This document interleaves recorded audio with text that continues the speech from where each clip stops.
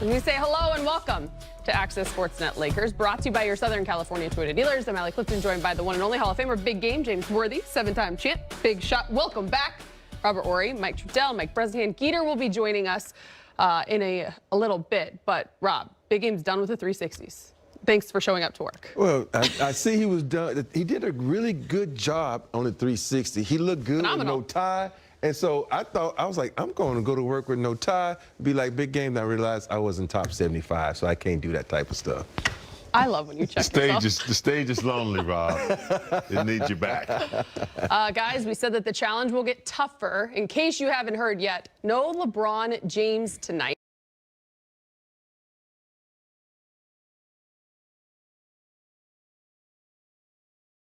Out due to knee soreness.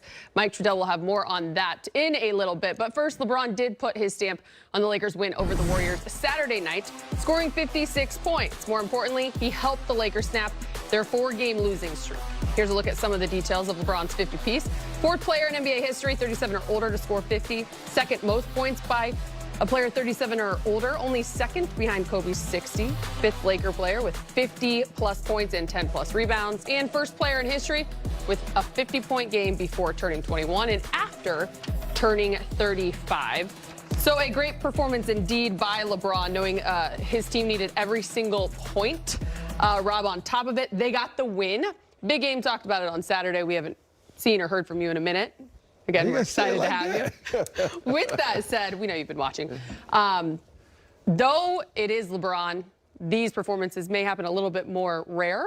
It's more rare to see them, but you still know that they're spectacular and they're quite appreciated. You know, you look at this guy and you watch him, he gets that three, then he gets a dunk, then he gets a three, and it's like the crowd gets behind him, the team gets behind him, and all of a sudden you says, okay, let's realize this guy's, 19 years, 16 years into the league, and he's able to shoot like guys all around the league. And it makes you wonder, how long can this guy really keep it up? And for him to go out and be as active as he is at the age that he is still amazing. He's probably one of the best athletes we will ever see, ever see. Athletes.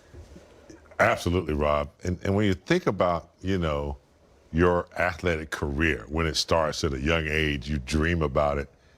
And you wonder, how long can you hang on to that dream? I mean, you played 16 years, 17 years, you hung on to it until the very last. But at some point, you do start to slow down a little bit. I mean, you try to get all that you can out of your time and your effort and the time on the floor and your body. And he seems to have recaptured his dream, and it just can, I have no words for a guy that plays the way he played. I haven't seen nobody, not Kareem, nobody that was not even MJ, in Washington. Kobe was hurt down the last few years, but he's just held on to that powerful dream, and he's just breaking records after record after record. That's hard to endure as an athlete. Football players, they say, I just can't take the hit anymore.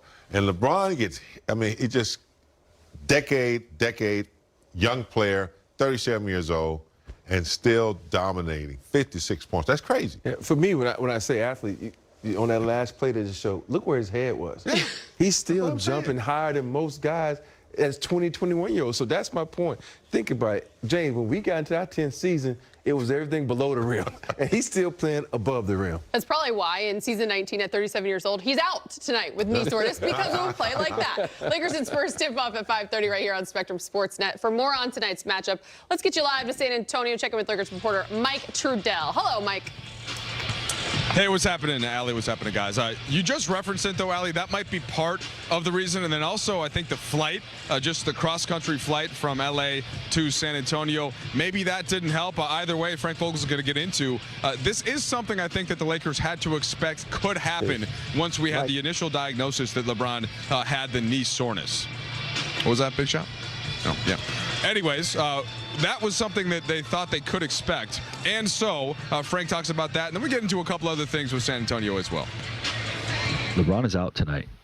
Obviously we've been talking about, the every other day schedule, and, he typically has some soreness in the knee. the day after the game that subsides, by the next game. And, when we got here to San Antonio and throughout the day, the soreness today was still significant enough for us to hold him out. Did you, when he initially had, the knee soreness and swelling, did you guys expect that there could be games like this and days like this as the season grew to a close? Of course, with the heavy load that he's carrying for us this year, and we know that's always a possibility. I think that's why we continue to list him as questionable, to see how it's responding over the 48 hours between games. And this is just one of those days where, like I said, it was significant enough to hold him out. And assume that he'll be day-to-day, but any idea about it till the chance to play in Houston? We're hopeful that he'll play in Houston, yes. So you had to adjust a lot this year with injuries. I know there's been a great adjustment for LeBron being out, but what's the most important thing, and especially with also being out the left side? Yeah, well, it's going to be a challenge. Obviously, Dwight will have to be more of a factor, and then Melo and Stanley, with the way they play, Wendy's going to have to be available. And, obviously the scoring load is going to, have to be done by committee.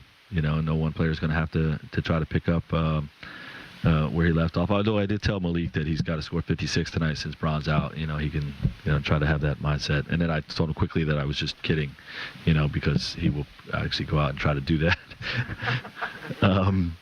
But it's just it's the next man up. But when it's someone like LeBron, it has to be done by committee.